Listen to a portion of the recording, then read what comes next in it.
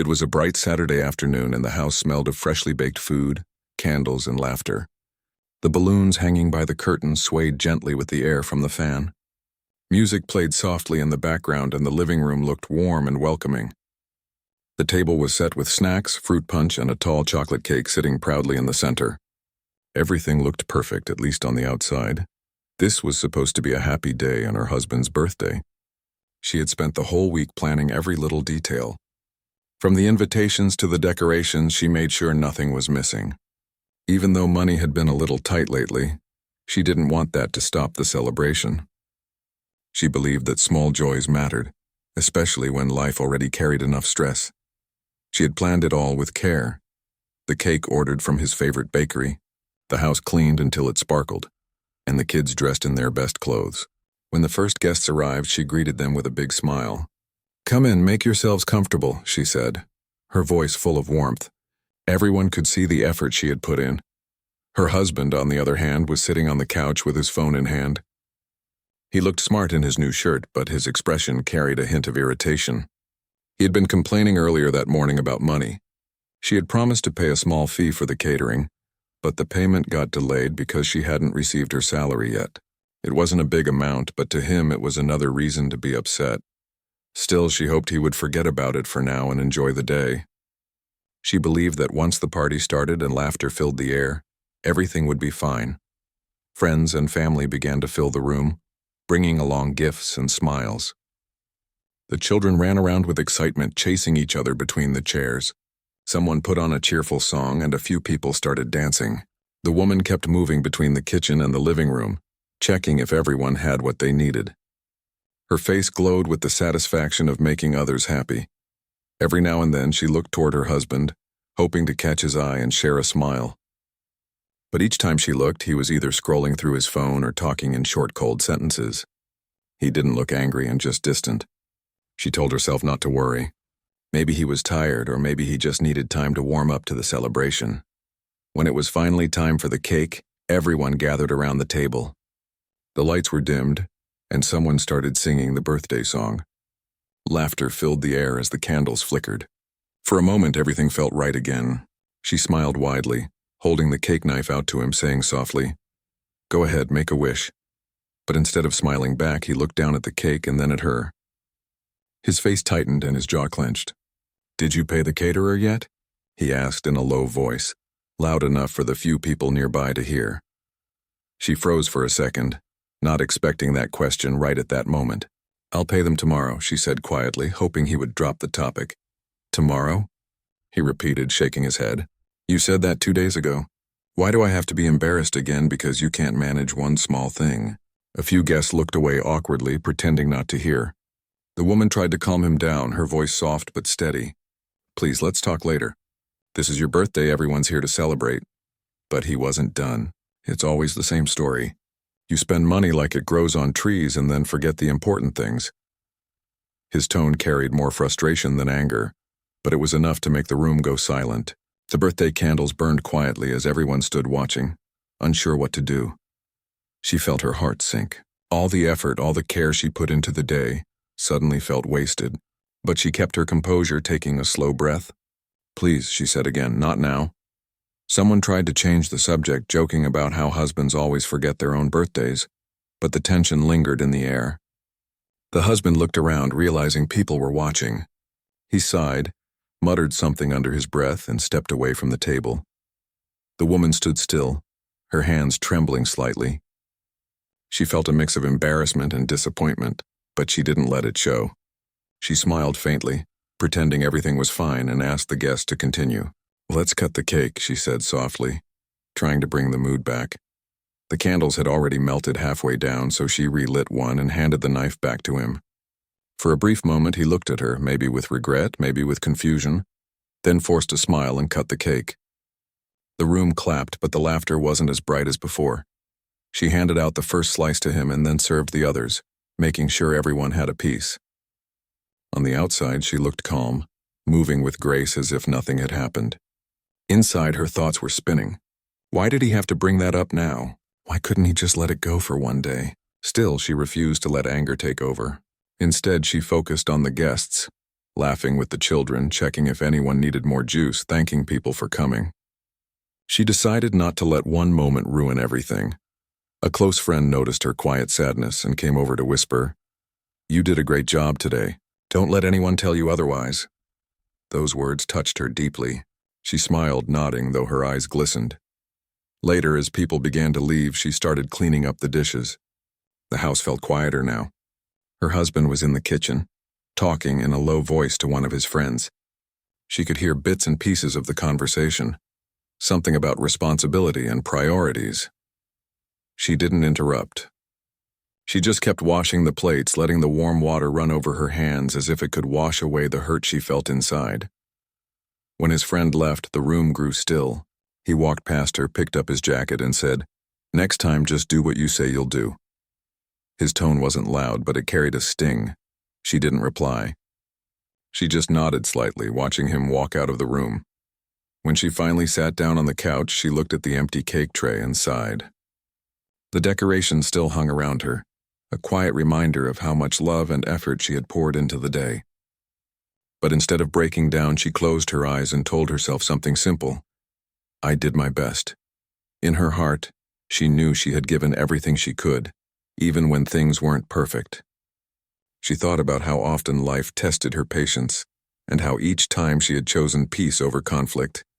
She stood up, walked to the kitchen window, and looked outside. The street was quiet.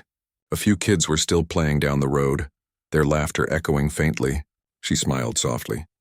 The world kept moving, and tomorrow would come with new chances, new ways to rebuild what was broken, even if tonight felt heavy. Before going to bed, she checked on the children. They were fast asleep, one holding a balloon string that had drifted down from the party. She gently pulled the blanket over them, her heart softening. At that moment, she promised herself that she wouldn't let bitterness take root. She walked back to the living room, turned off the lights, and whispered to herself, "Everything will be fine." The night grew quiet, and though her eyes felt heavy with tears, she refused to cry. She knew the story wasn't over, that sometimes pain was just the start of something stronger. The next morning started quietly. The sun peeked through the curtains, painting soft golden lines across the living room. The house was still messy from the night before. A few balloons had deflated, paper plates were scattered across the table, and a half-empty bowl of chips sat by the TV. It looked like a home that had hosted laughter, but carried a silence that didn't belong to celebration. She woke up early, as she always did, even though she hadn't slept well. Her eyes were heavy, but her mind was wide awake. She sat at the edge of the bed, staring at the wall for a moment. The echoes of yesterday's argument still replayed in her head, especially that one sharp question, "Did you pay the caterer yet?" It wasn't just about money. It was about respect, about how quickly a joyful day could turn sour. She stood up, wrapped a shawl around her shoulders, and walked to the kitchen. The smell of leftover cake lingered in the air. She took a deep breath and began cleaning one dish at a time. It was her way of finding peace, to put things back in order even when her heart wasn't. Her husband was still asleep. He had stayed up late, sitting on the couch long after everyone left. She had wanted to speak to him, to tell him that she never meant to disappoint him, but she couldn't find the right moment. Every time she thought about it, her chest tightened. So instead, she stayed quiet. As she cleaned the table, she found one small gift box that hadn't been opened. It was from her, a watch she had saved up for months to buy. She had planned to give it to him after dinner, but the mood had changed so quickly that she never got the chance. She opened the box and looked at it, a simple, elegant piece with his initials engraved on the back. She smiled sadly and whispered, "Maybe another time." By the time he came downstairs, the house looked spotless again. He looked at her for a second, his eyes avoiding hers. "Morning," he said shortly. "Morning," she replied softly, not looking up from the sink. There was a pause, long and uncomfortable. He grabbed a cup of coffee and leaned against the counter. "About yesterday," he began, his voice unsure. She turned slightly toward him, waiting. "I shouldn't have said that in front of everyone," he admitted. "It just came out wrong." She nodded slowly, trying to stay calm. "It wasn't what you said," she replied quietly. "It was how you said it and when." He sighed and rubbed his forehead. "I know, I was just stressed. You know how I am when things pile up. Yes, she said, I do. But sometimes it feels like no matter what I do, it's not enough. He didn't answer right away. The sound of the clock ticking filled the silence. Finally, he said, You try hard. I see that, I just wish you'd be more careful. She wanted to say more, to tell him about all the times she had stretched her last bit of money to make sure their home was warm, or how she'd skipped her own needs to make sure the kids had what they wanted. But she stayed quiet. She didn't want to argue. She was tired. He finished his coffee and picked up his jacket.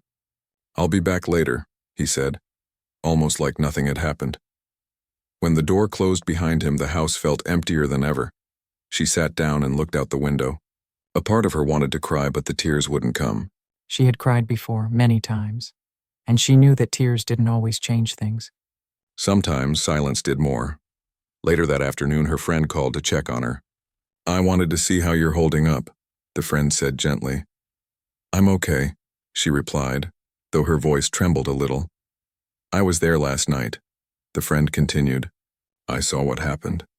You didn't deserve that. You handled it better than anyone I know. Thank you, she whispered. I just didn't want to make it worse. That's because you have a kind heart, her friend said. But don't forget, kindness isn't weakness. The word stayed with her long after the call ended. Kindness isn't weakness. She repeated it in her mind again and again. By evening, her husband came home with takeout food, trying to act normal. He set the bags on the counter and said, Let's eat. The kids are hungry. She nodded and helped set the table. They ate mostly in silence. The children talked about school and their favorite cartoons, filling the space with innocent laughter. It helped, even just a little. After dinner, she went to the backyard to water the plants. The air was cool and the sky had started to turn dark blue. She looked up at the stars and thought about how life changes in small moments, sometimes without warning. She remembered the look on his face at the party, that mix of anger and embarrassment, and how everyone's laughter had faded into awkward quiet. It hurt, not because of the argument itself, but because of what it represented, how easily joy could be replaced with blame. She stayed outside for a while, letting the night breeze calm her. When she finally came back inside, he was sitting on the couch scrolling through his phone again. She looked at him for a moment, then sat across from him. I want to say something, she began softly. He looked up. Okay. I know you were upset yesterday, she said, and maybe I could have handled things better. But what happened in front of everyone, what it hurt, not just because of what you said, but because it made me feel small. I'm not perfect, but I try every day to make this home work. He looked at her, guilt flashing briefly across his face. I didn't mean to make you feel that way, he said quietly. I was angry and I took it out on you. I'm sorry. She nodded, appreciating the words even if they came late. I just need you to remember, she said. We're on the same team. I don't want to fight. I just want peace, he nodded slowly. You're right, he said. We both do. For the first time in days, there was a soft understanding between them. Fragile but real. He put his phone down and leaned back. Maybe we both need to slow down a little, he added. She smiled faintly. Maybe we do. That night, as she lay in bed, she thought about how many couples go through these quiet storms. Moments where love gets buried under pride, where small misunderstandings become big divides. But she also believed in forgiveness, even if it wasn't easy. She closed her eyes and whispered a short prayer for patience, not just for him, but for herself too. The next morning she woke up early again. The house felt lighter somehow, though the unspoken tension still lingered in the corners. She decided to take the children out for breakfast, to break the routine. She wrote a short note and left it on the kitchen table for him. Went out with the kids. See you later. When he woke up and saw the note, he smiled faintly. Maybe, just maybe, things could start to get better. But deep inside her heart, she knew something had changed. It wasn't anger or resentment, it was awareness. A quiet realization that love alone wasn't enough to keep things gentle. Understanding and respect had to stand beside it. As she walked through the park with her children, their laughter filled her ears, and for the first time in a while, she felt a small spark of peace. The world was still kind, she thought, and no matter what happened next, she would keep that kindness alive, for herself and for the people she loved. The next few days passed quietly. The house felt different, Not tense, but not quite peaceful either. It was as if both of them were walking on soft ground, afraid that one wrong step might break the calm they were trying to build. She woke up every morning before sunrise, as she always did. She made breakfast, packed the children's lunchboxes, and tidied the living room. Her husband left early for work, and though they exchanged polite words, there was still a gap between them. It wasn't anger anymore, just distance, the kind that grows slowly, almost silently. She noticed the small things that had changed. They used to sit together after dinner and talk about their day. Now he spent more time on his phone or watching television while she cleaned the kitchen or folded laundry. Sometimes he would thank her softly, but mostly the evenings ended in quiet. She tried to convince herself that this was just a phase, that once the stress faded, things would go back to normal. But deep down, she felt something had shifted inside her. The moment at the party still replayed in her head from time to time. Not the words, but the feeling, the sting of embarrassment and the ache of being unappreciated. One evening, while sorting through a drawer, she found an old photo of the two of them from their early years. They were sitting on a park bench, smiling widely at the camera, holding ice cream cones. Back then, everything had felt simple. Love, laughter, promises. She stared at the picture for a long time, feeling both warmth and sadness. Later that night, while he was watching a show, she asked quietly, "Do you ever miss how we used to be?" He looked at her, surprised by the sudden question. "Of course I do," he said. "Why?" She shrugged gently. "Because lately it feels like we're just existing next to each other, not really living together." He sighed, setting the remote down. "I guess we both got caught up with life and work, bills, everything. It's not easy." "I know," she said softly. "But I think we forgot that we're supposed to be on the same side. It's not about being perfect. It's about being kind." He looked at her for a long moment, then nodded. "You're right. It wasn't a long conversation, but it was an honest one." And for the first time in weeks, she felt like he actually heard her. The next morning, when she woke up, she found a small note on the kitchen counter. It said, "Thank you for everything you do. I don't say it enough. It wasn't much." But it made her smile. That little note reminded her why she had held on so long, because even small gestures meant something when they came from the heart. She went through her day with lighter steps. She cooked his favorite meal for dinner, not because she had to, but because she wanted to. When he came home, tired from work, the smell of warm food greeted him at the door. He smiled, and for a moment the air between them felt softer. They ate together, talked a little about their day, and even laughed about something one of the children said. It wasn't perfect, but it was better than silence. After dinner, she sat outside on the porch with a cup of tea. The night breeze was cool and the sky was filled with quiet stars. She thought about how easily life can change, how one small misunderstanding can grow into something much larger if left unspoken. She realized that peace doesn't always come from fixing everything at once. Sometimes it comes from small acts of patience, from holding your tongue when your heart wants to shout, or from showing grace when anger would be easier. But even as things seemed to be getting better, something inside her was still restless.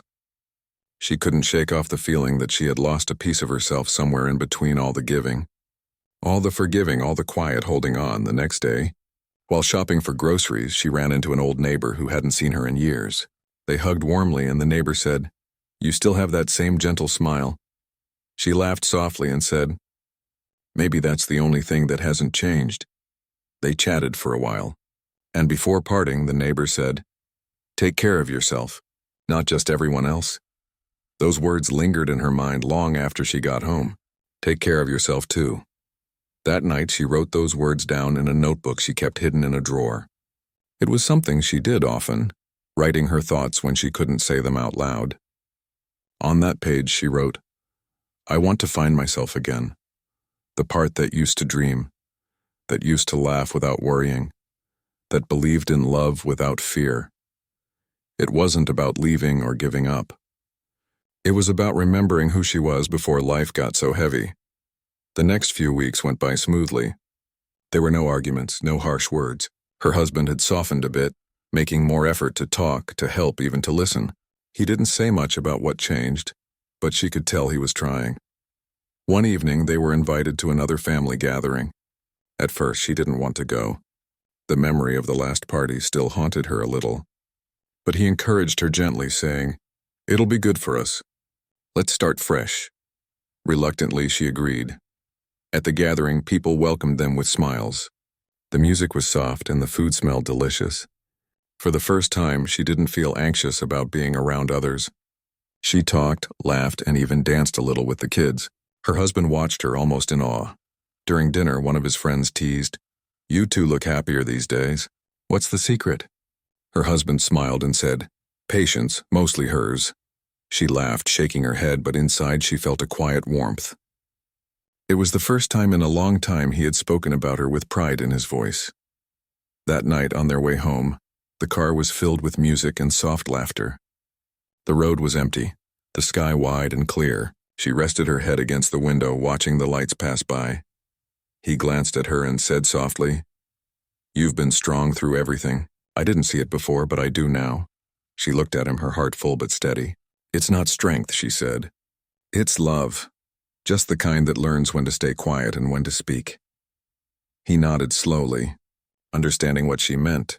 When they reached home, she walked into the living room, looked around, and felt something she hadn't in a while. Peace. Real peace. Not because everything was fixed, but because she had learned to find calm within herself, no matter what happened around her. Later that night, while everyone was asleep, she stood by the window again, just like she had that night after the party. The same streetlights flickered outside. The same faint hum of the city filled the air. But this time she didn't feel broken.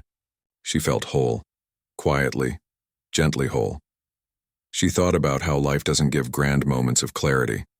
It gives small ones, in the sound of laughter, in a kind word, in the stillness of forgiveness. As she closed the window and turned off the light, she smiled to herself.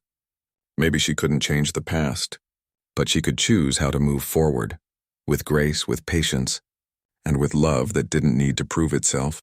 And though she didn't know what the future would bring, she knew one thing for sure.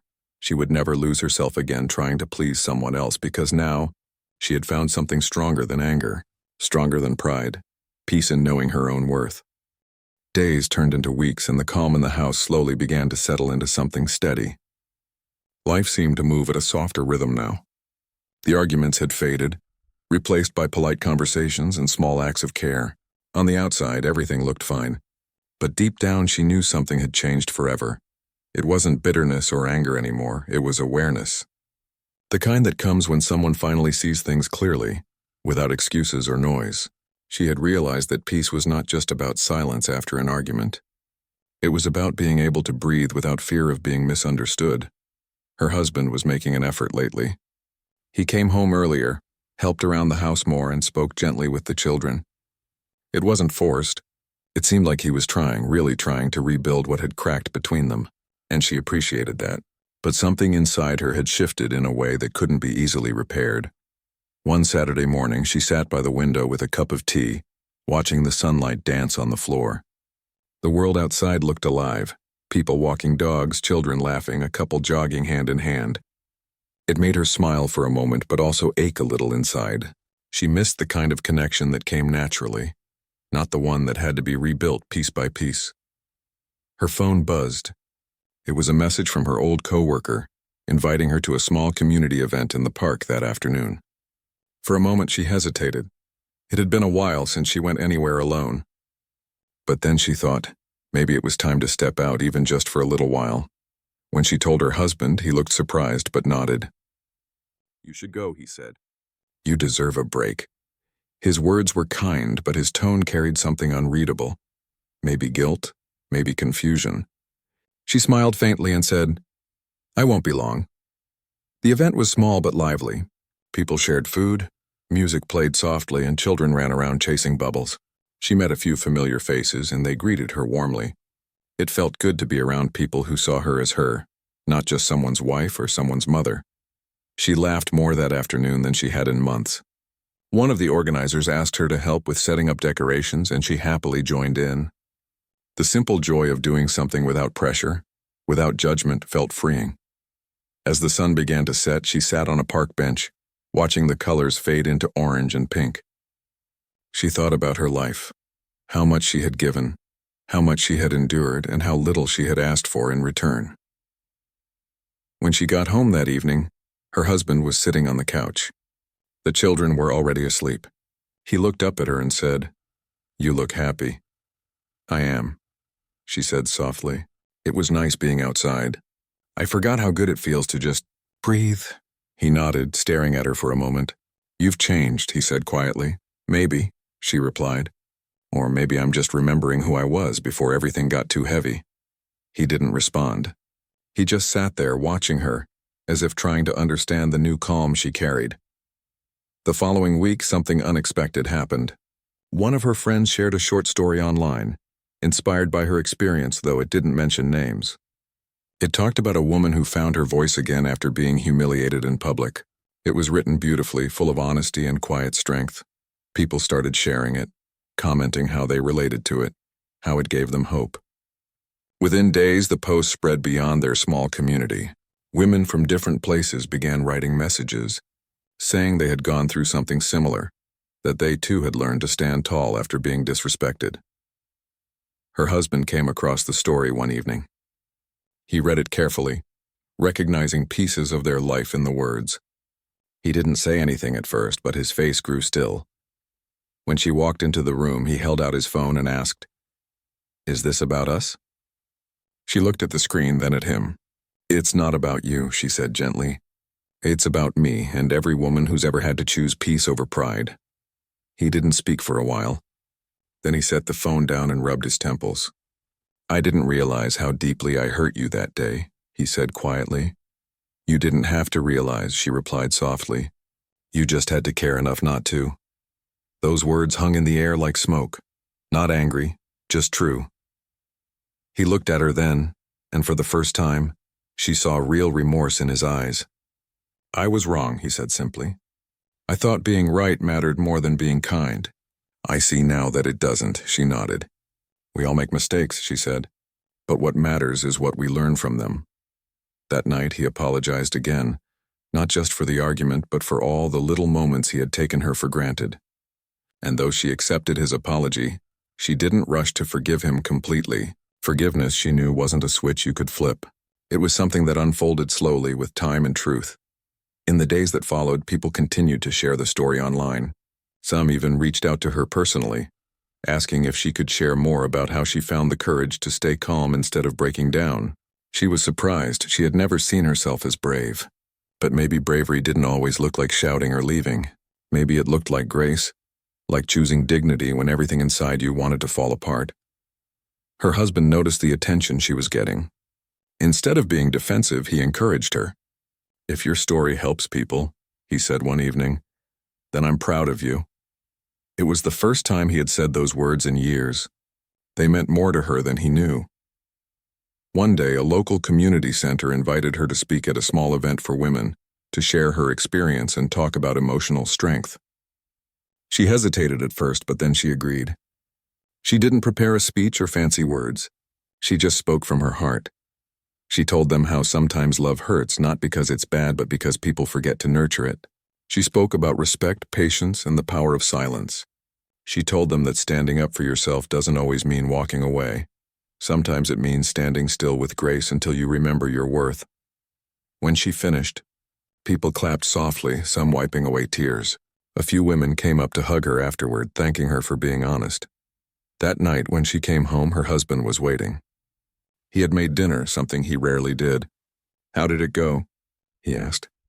"It went well," she said, smiling. "It felt healing." He nodded, pulling out a chair for her. "I'm glad. You deserve good things."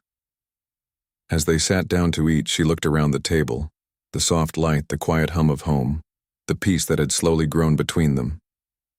It wasn't perfect, but it was real. Before going to bed, she wrote another entry in her notebook. "Sometimes the hardest part of love is learning when to speak and when to stay silent. But even silence can be powerful when it comes from peace, not pain." She closed the notebook and placed it on her nightstand, lying beside her husband. She thought about how far they had come, from anger and distance to understanding and healing. Life wasn't about pretending nothing had happened. It was about growing through what had happened, together or apart. And as she drifted to sleep, she smiled softly, knowing that her strength had not just changed her, but also the way he saw love, respect, and partnership. Sometimes, the most powerful reactions are the quiet ones, the kind that don't break things but rebuild them stronger than before.